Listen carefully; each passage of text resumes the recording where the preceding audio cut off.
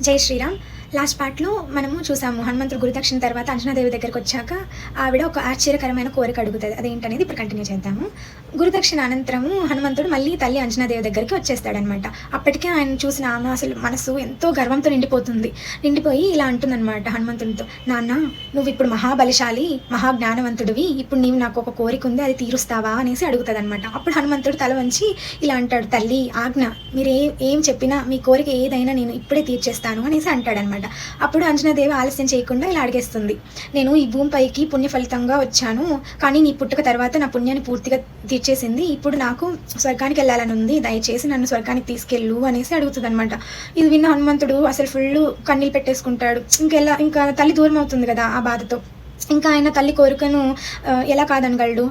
So అందుకని ఇంకా తానే స్వయంగా తన తల్లిని ఒక మంచిగా మంత్రశక్తితో తపస్సుతో స్వర్గానికి పంపించేస్తాడనమాట.